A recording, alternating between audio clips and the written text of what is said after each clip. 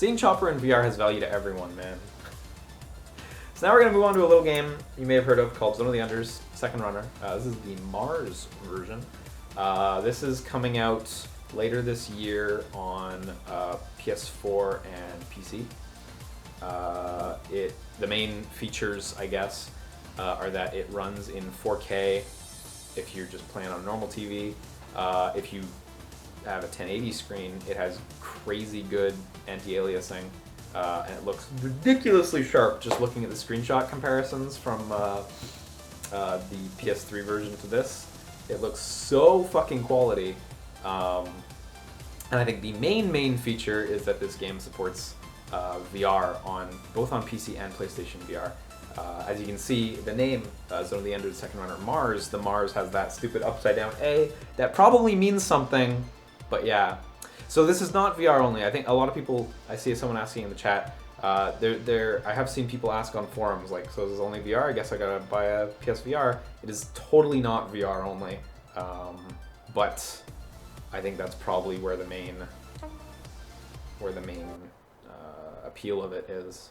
I mean, there's nothing wrong with buying another copy of Zone of the Enders, the Second Runner. There's no shame in buying that. So I don't know what section of the game we're going to be playing here, but we're going to be playing something. Oh yeah, Side Games is doing this port. That's true. It's true. Save data not found. Oh, I wonder if this carries over to the main game. If it's got save data, that'd be dope actually. Activate VR mode, yes. Gotta make sure the stream's going. Should I just completely skip Zoe 1? I think Zoe 1's worth your while. Oh yeah, hang on. So I need to reset the video feed real quick. I think the first Zoe is worth your while, bearing in mind it can be cleared in like 5 hours. But you can skip it if you want. You're not missing out in a big way. I need to unplug the Elgato real quick, so if you hear USB sounds, that's me. Oopa.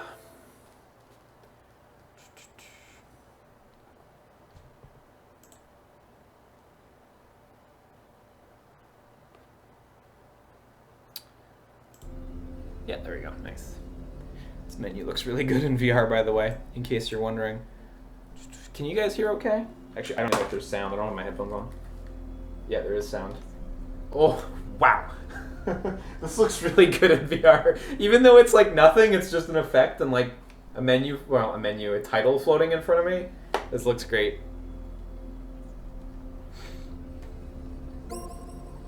Rad. Bonuses. Look, this is the pre-order button. What is details? Is that like oh yeah, it's product details. That's exactly it. New sound. Oh yeah, they had to do all the sound they had to redo all the sound and stuff. It's true. I'm reading about that. Yeah, look at this feature list. Experience Mars. Enhanced playability. Oh yeah, they added the new difficulty and a new control setting. Okay, there's a lot of features. September 2018 on sale. Okay, cool. I will buy you. It's like everything here. Like what's? Oh, there's the model viewer. Rad. Let's look at JUT. There, that's JUT in VR. Yep, it sure is.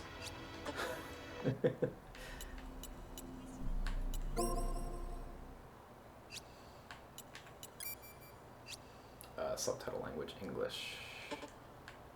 VR. What options we got in VR? FOV filter unlocked. Nice. It's default. Shit. FOV filter intensity. How do I turn that off? Low.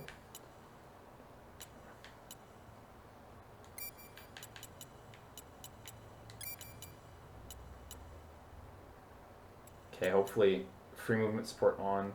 Nice, cool. Got a lot of cool settings in there. Now, that's kind of a weird thing to say, but like VR is very much like PC games where you want to have a lot of like customizable settings because not everyone enjoys VR the same way. So can you guys hear okay? Let's just fucking head in. I like forget almost everything about Zoe 2. I never actually finished the end of it. I got quite far, but never actually finished it for some reason. I remember the first game much better. I don't know why. Because I was young at the time. Lock on dash guard, select sub, switch preset, move, positive reaction, up, sub grab, down, attack. Cool.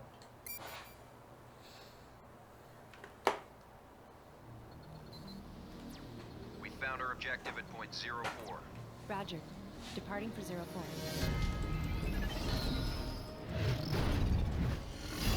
Oh wow, they actually went a little above and beyond. This cinema screen we're looking at now, it is actually not 2D. It's actually 3D. You can actually tell in VR that things are closer and further away from you. Like you can really get the sense of the depth. Wow, looks great. Individual attacks are weak, but be careful. There are many of them. Okay, we got lock on. Attack the mosquitoes all Oh at my once god. with the Yeah, Holy that's Laser. Zoe.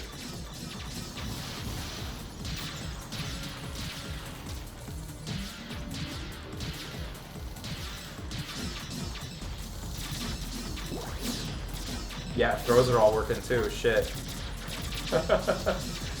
It's just as fast as you would expect in VR, and just as hard to follow. This is gonna be way better in the one-on-one fights, that's for sure.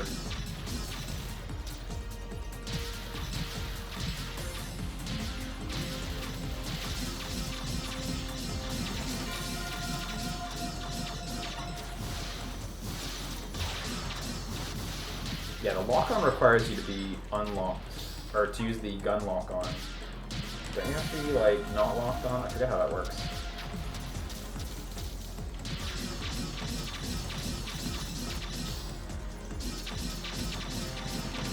I feel like I'm definitely forgetting some Put me features. through to 663. Yes, I'll connect you now. Help me, Bingo! Where are you? My legs are damaged! Rick, where are you now? Don't move! I'll be there soon! Enemy approaching.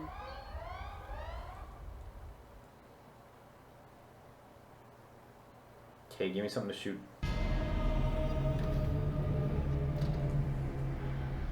It's approaching your way! I think if this is your first time playing a Zone of the Enders game, it might be a little overwhelming in VR. Not because like you're moving around crazy fast, but because it's hard to orient yourself when you're moving so crazy fast. With an arrow. Move in indicated direction. Enemy destroyed. Yeah, wow, the throws work well. Bother me. Raptor destroyed.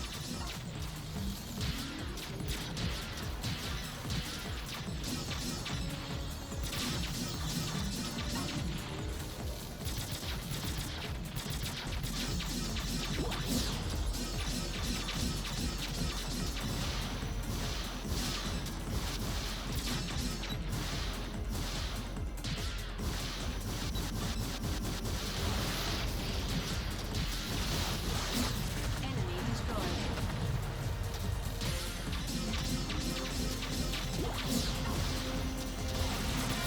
Raptor destroyed. I think I don't actually have to kill every one of these enemies, but I kind of forget. I think you have to kill the main enemies.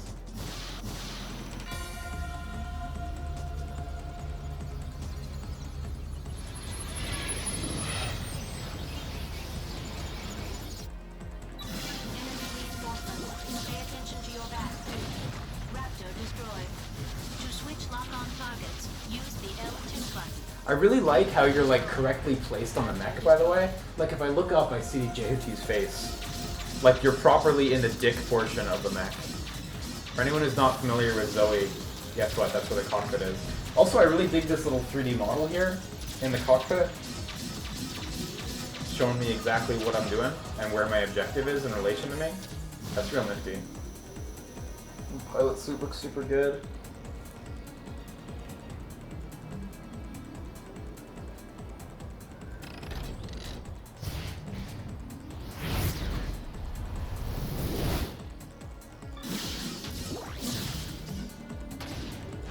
Enemy destroyed. Obtained Metatron. The cursor is on. Destroy with a burst attack.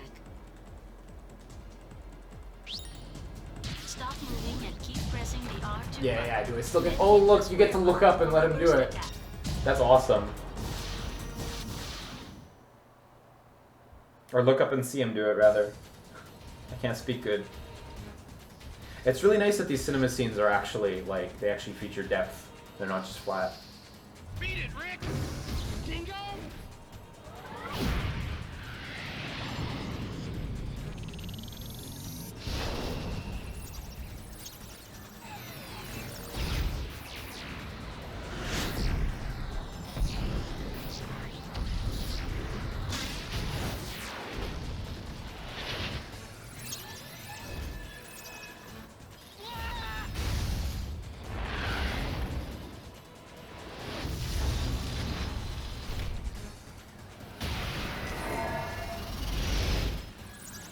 God, this game's aesthetic still holds up so immaculately, too. It's like far-flung future mech sci-fi looks remarkable still, I found to it, this day. You'll have to give it to me. What does Bara want with Callisto? Oh? You don't look like a mining man to me. Get lost.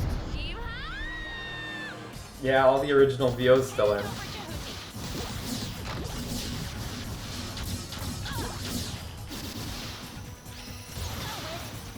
Shoot down the enemy's attack with lasers.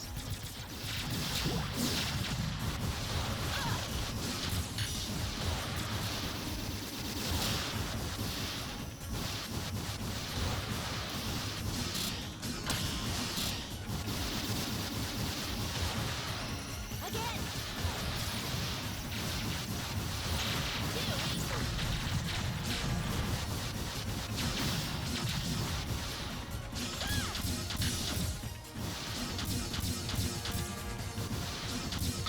Yeah, we got big combos.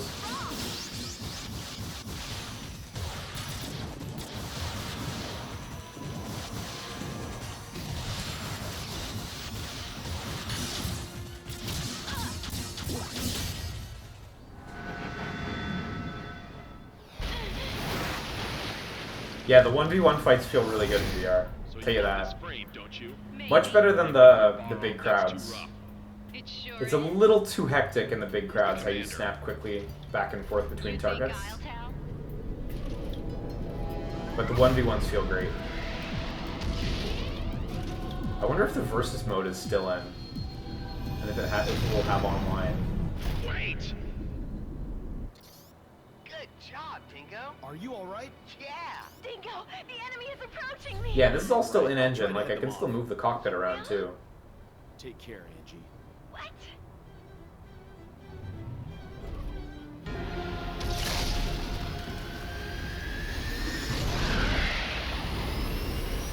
High energy reaction inside enemy battleship. Entry is dangerous. If we don't do something, we'll be crushed along with Callisto. We have no choice.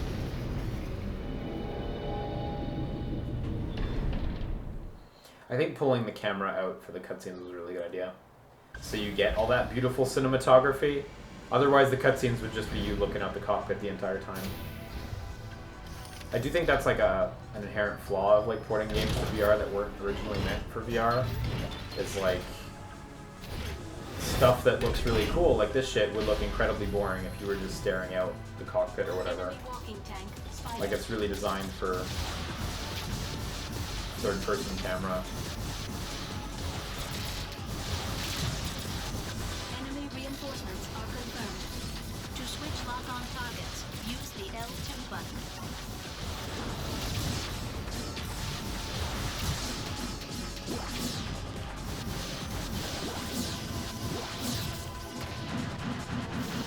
Raptor destroyed. I was worried the grab would actually like spin your camera around a million times. I think it's probably the right design choice to not spin your camera around, even though it doesn't make a whole lot of sense. Your camera should be spinning. It's probably a good call. You can grab objects which may be useful in battle with the circle button. Destroy the cellar generating enemies.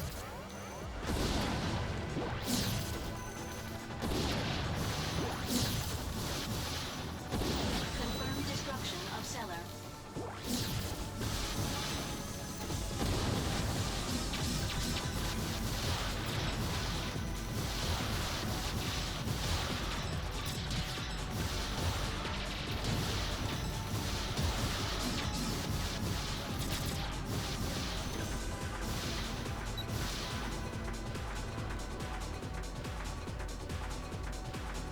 I think I just went backwards. Oops. Obtained Metatron. Metatron, by the way, for anyone who doesn't know, it just gives you new weapons and Enemy abilities. approaching. Long distance support site. Mummy head. Be careful. Raptor destroyed. Enemy destroyed.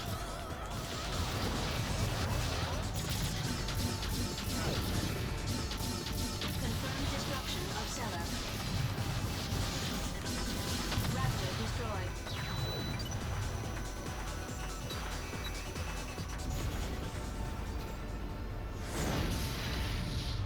One thing I will say though, no motion sickness or anything like that thus far. As incredibly fast as it is, the cockpit does a lot to ground you. There's something I have to confirm. I remember before VR was like as big as it is. I mean, it's not huge today, obviously, but I remember like early days of VR, like pre-Oculus launch. There was a lot of people saying that you can't just have a stick moving your character around like this. Even I like agreed with it because all the studies kind of said so. But as we've clearly seen with VR games coming out, as long as you have a cockpit or like something that sort of grounds you in the world, you can kind of do whatever the fuck you want. Even RE7, which was a game that ran, perfectly fine, played perfectly fine without VR, that game just had your hands like on the screen with a gun or with a knife or whatever, and that was enough to ground in VR as well. So it's neat that was disproven in the end. Though again, even I agreed with that at The the gate to the beginning. next unit is open. Please follow the arrow. So I remember early days of VR, like the big thing was like, you're gonna get sick. People getting sick. Everyone getting sick. And now you don't really hear that as much. I still see some people who are concerned about it, but when you like talk to people who actually play VR, it's like, nah. Most stuff is designed around it. Most game developers realize partway through development, like, hey, we're making people sick, we should change that. The machine supplements your heart and lungs. That power comes from Jehuti. Yeah, look like it's wrapping up here. Okay. When you get off Jehuti, it will Little stop tiny the snippet of one of the early missions. if you leave Jehuti. I think this was the trailer. Yeah, this was the trailer they did. Fuck, Beyond the Bounds is so good. I don't know, I think this is the Asterisk mix of this song. Not 100% sure, but like, Jesus, this song is the best. When I found that in MGS5 Ground Zeroes, I didn't play anything else for the rest of the game. Okay, I don't need to watch this. I can skip this cutscene. Trailer. Get a copyright flag. It's cool that you get a theme with it.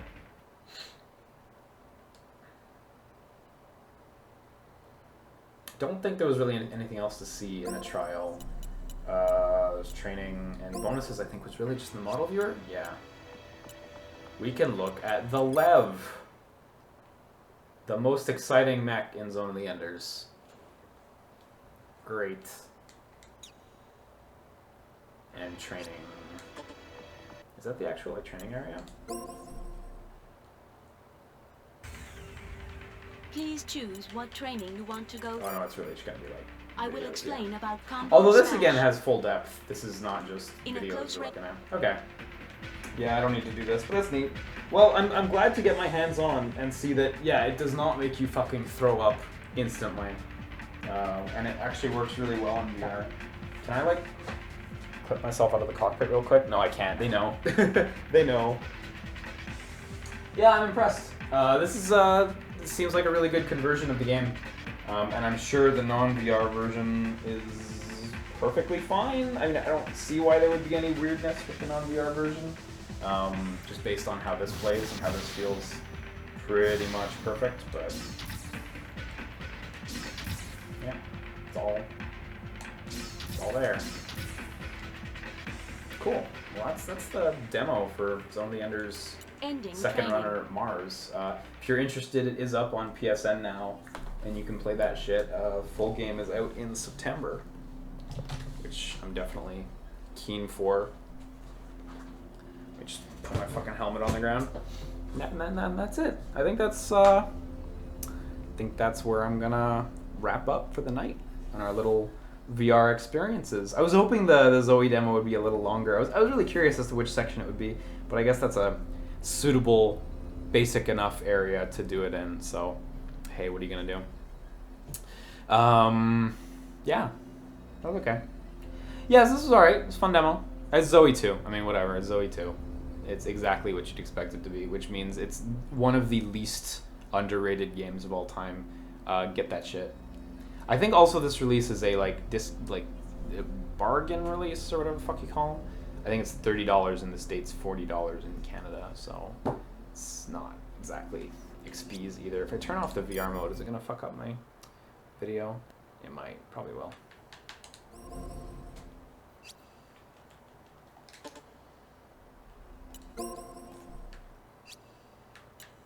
Yeah, what do the Pro controls do? They have a Pro setup. Switch sub is just set to the D-pad. Guard is moved to the left. Sub-weapon, dash, and burst are all moved over there too.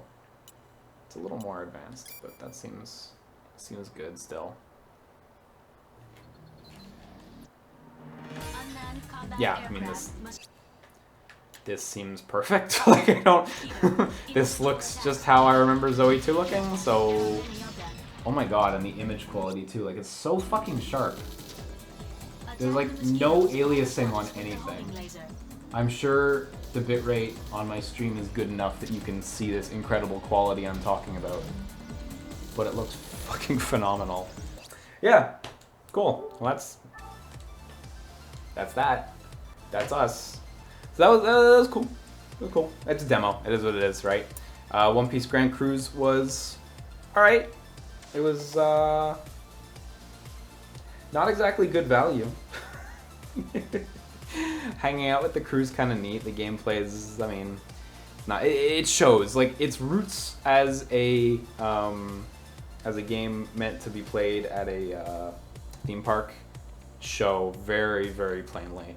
Both in how the interactions are with the characters, how they constantly talk about you being there and then leaving and shit like that. Like that's not the kind of stuff you normally see in console games.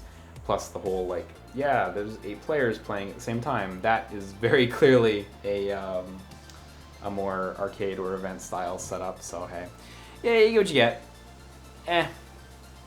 You might be better off like going to Japan and playing it at the theme park. If you're not a One Piece fan, then I don't know. And Chain Man was well worth the 200 yen entry price. The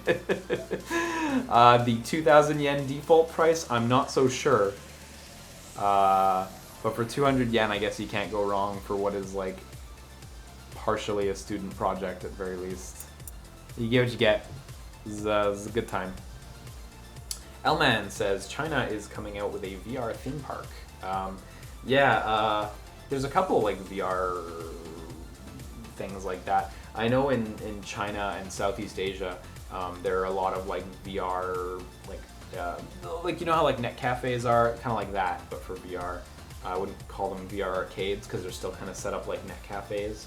I suppose you can call them that. I know in Japan, Namco actually has a really awesome VR place. I think it's called VR Zone Shinjuku. And they have a bunch of like games that they custom created for the VR zone. They have a Dragon Quest game coming out soon, actually, and it looks kind of neat. But again, that's just made to be a thing shown at like an event or whatever. They have this game at their VR zone Shinjuku that I really want, but I don't think I'll ever actually get to see it, like on a console. Let me just screen capture here. They have this game at VR Zone Shinjuku. It's called Argyle Shift. They got the Soul Calibur artist, of course, do the character designs and stuff. You pilot this mech, and you're in this mech, and you're doing like this on-rail mech shooter, and apparently it's really good. And you've got this girl in your mech who like helps you out and tells you like what's going on, and gives you like your operational instructions and stuff.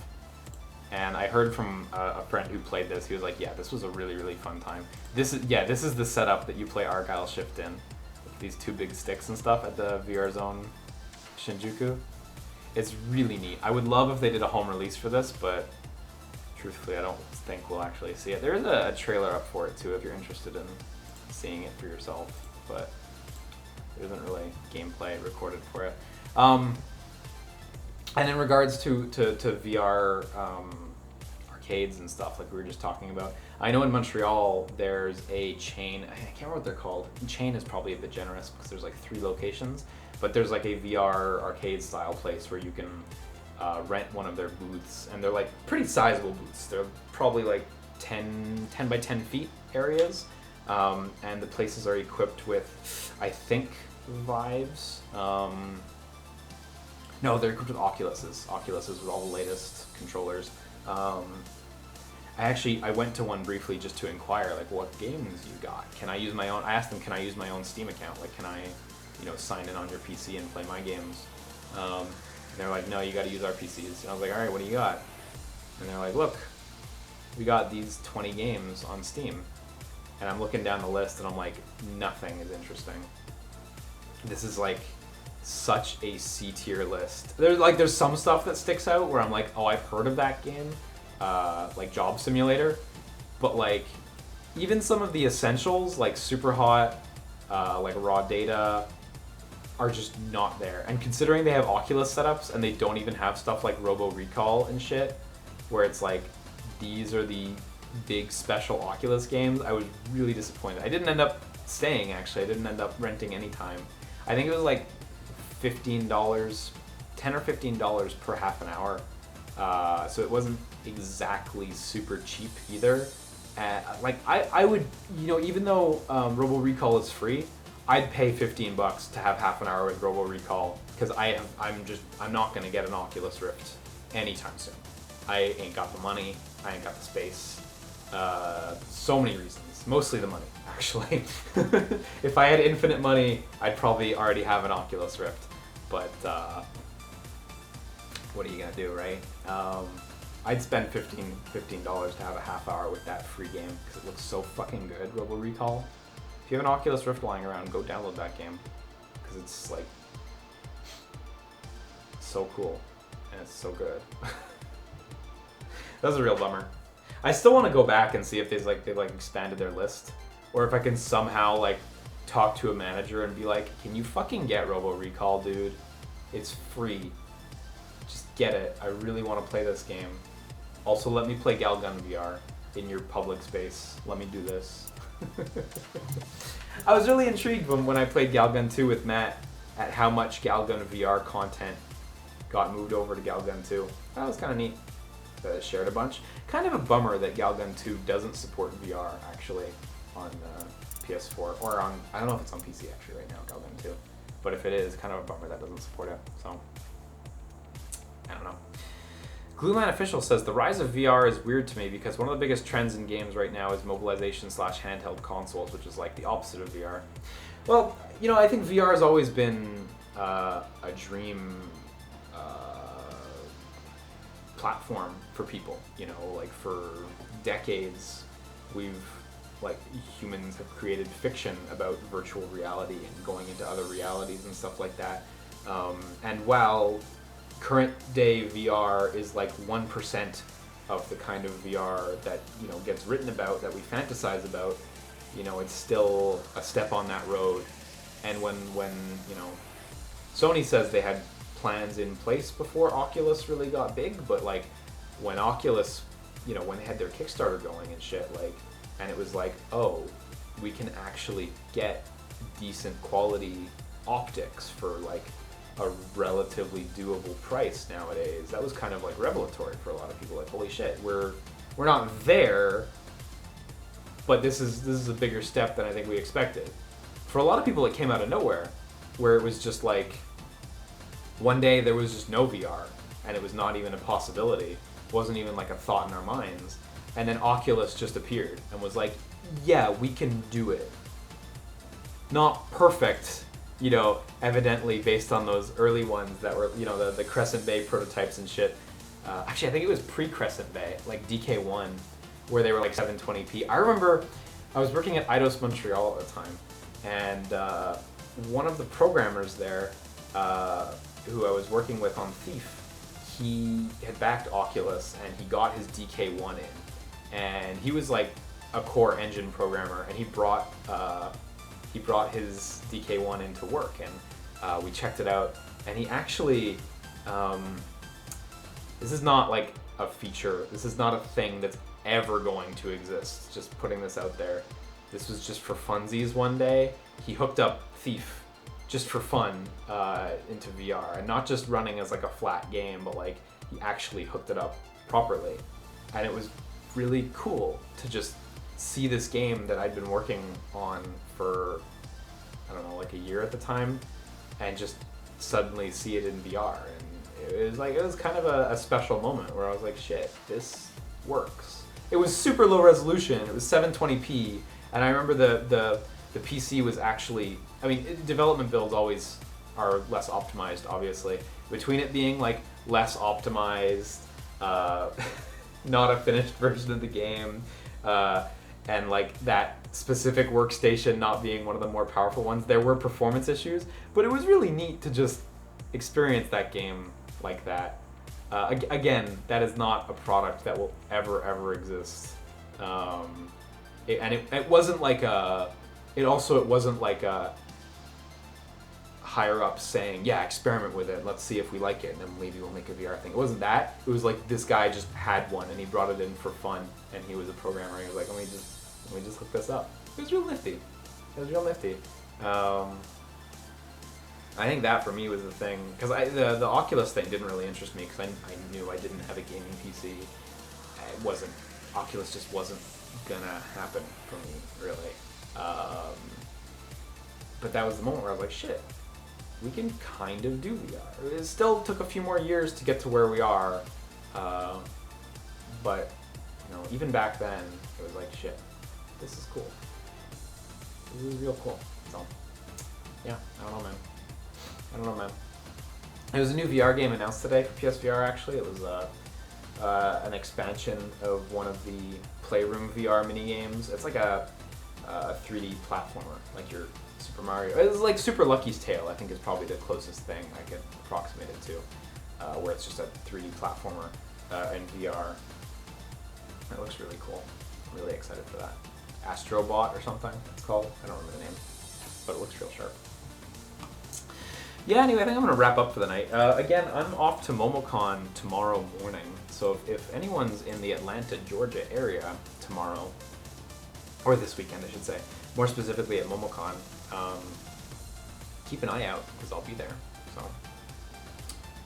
So, Bread Assassin asks, oh yeah, sorry, Robo Rescue. That was the game that's getting made into a full game, basically. That's it. Thank you for that, Gelton. Bread Assassin asks, going back to what you said about not minding spending $60 for short games, do you think that it's a Green Man Gaming, right? GMG? Green Man Gaming's metric of price per hour is a useful metric. Yeah, recently Green Man Gaming put price per hour as one of the metrics next to games, where like, what's the average playtime players who ping our server get based on the price they paid, which I think takes into account sales and stuff. I think it's the ultimate anti-games as art sentiment, because that is pure value proposition, right? It doesn't respect the idea that a game could be short and also really sweet, like say Journey or something, where it's like that game's only so long. Journey or Flower, or whatever, right? I think it's good info to have, though, because I think most consumers are looking for value in their games, and I think we're still at a place where, generally speaking, people don't like when their games are too short or anything like that. So I think for most consumers that'll be really helpful, and for people who don't care for it, it doesn't really matter. It's neat that they're doing that, and some people will find it helpful, and hopefully everyone who doesn't find it helpful, like myself, can just get over themselves.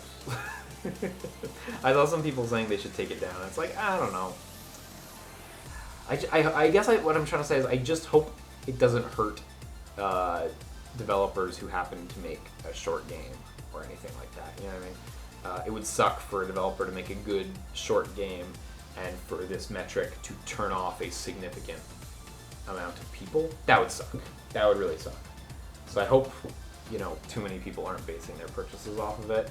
Granted, if you are basing your purchases off of it, there's a decent chance you may have been disappointed in the game in the first place for it being short. So, but this all seems to vary pretty extremely from person to person. So, what are you gonna do? Take care of yourself, Pry. Have a good one. Sunday Afternoon says it plays into the stigma of bigger games, more hours equals better.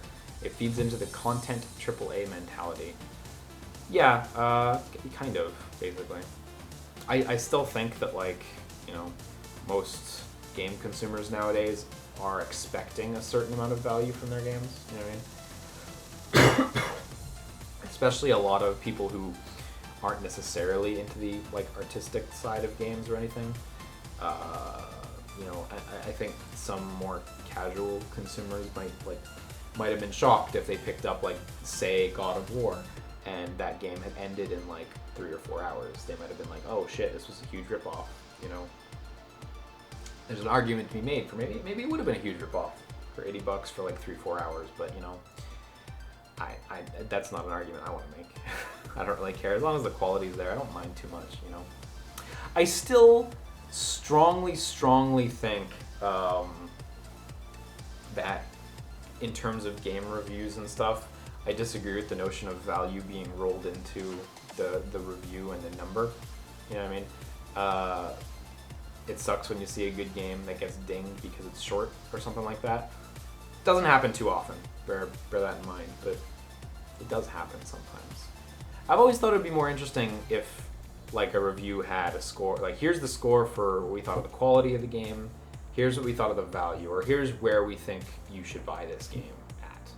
You know, like I could say, I don't know, One Piece Grand Cruise. I could score the game a 6, and I could say buy this game when it's less than $5. You know what I mean? Without scoring the game a 4 or a 2, because there's not much gameplay in there. You know, I don't think I'd score the game a 6 anyway. I pulled that number out of my ass. I don't stand by that review. I disown that review already, actually. Yeah, Hellblade was like 4 to 6 hours, I think. I can't actually quite remember. So that's one that would get dinged. Granted, I think the price was $30 or something. 30, I think it was 40 in Canada. So that one actually follows all right, where it would be, you know, $30 for 4 to 6 hours versus like some $60 games that are like 8 to 10 hours. So that one kind of stays close to the metric. So I think for the most part, stuff won't get dinged too badly. As far as good games go, I think most games are safe. I think the main thing this is going to save you from the Green Man Games value thing is bad games that are also short, or just games that are of low quality that are incredibly short, like say like shitty like asset flip titles. Though I don't think Green Man Gaming has that problem so much.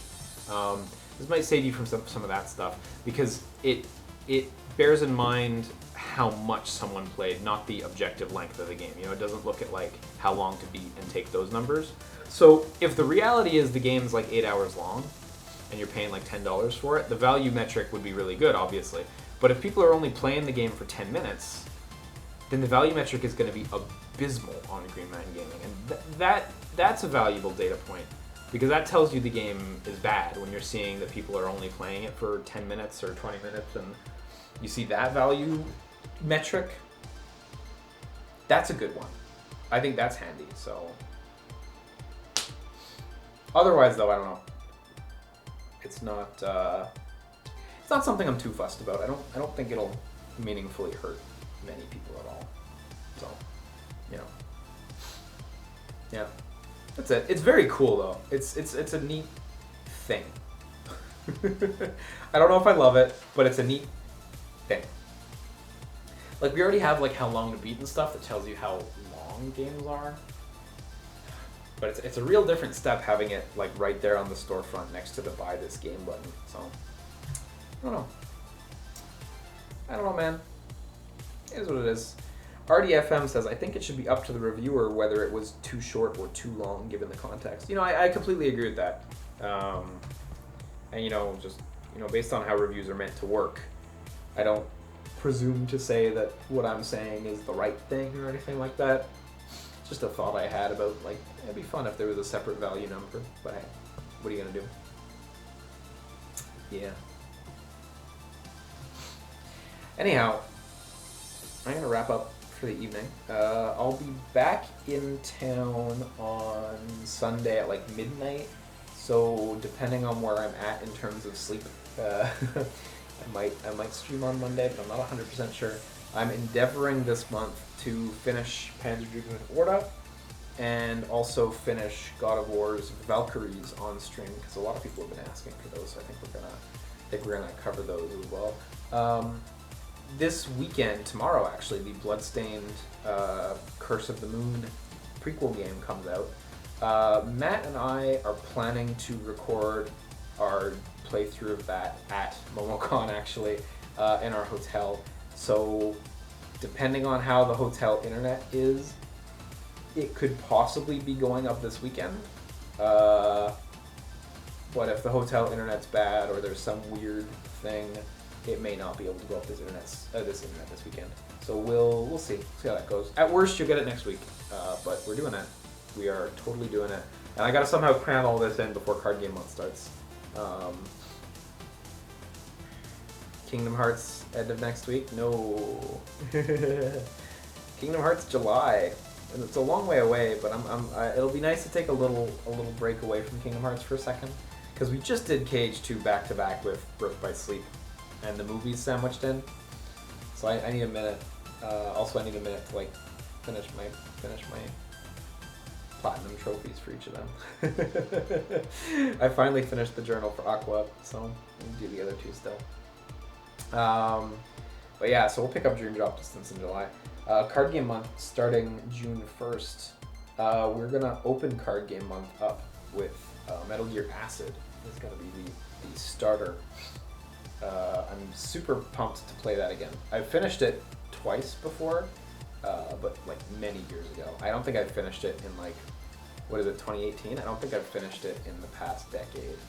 So, super looking forward to that. Yeah. Yeah, you mean card game year, right? Basically, did you beat the secret bosses of Terra and or Ventus yet? I did them for Ventus with the exception of the mysterious figure who I just haven't even attempted yet with Ventus, so. I haven't touched Terra for those, but I'm not looking forward to it because they're not fun. Vanitas Remnant was actually really easy once I knew what was going on as Ventus. It was pretty fast to repeat that victory. It only took me like 3 or 4 goes. For Terra though, I'm gonna have to try completely different strats, so I don't know, man. We'll see. Yeah. Cool. Yes, wrapping up. Can't keep doing them. I have to go do dishes for like the next hour because they've been stacking up. And I'm leaving for the weekend, and I can't leave my girlfriend with tons of dirty dishes, because that's my job. My responsibility is dishes, so. Shoutouts tonight to Robert W. Lewis, Bread Assassin, Zoberg, Sir Big Wiggly, and Tunikin for their subscriptions. Super appreciate it, guys. Shoutouts to all you guys dropping bits in the chat. I did see some of them earlier. Of course, I had a fucking VR helmet on the whole time, so definitely didn't see all of them, but I appreciate it. And shoutouts to everyone who watched. Appreciate it. You know, everything helps, including just watching. Again, I'm at MomoCon this weekend, so hit me up if you're around. You can check out our panel schedule in the MomoCon booklet and probably on their website as well.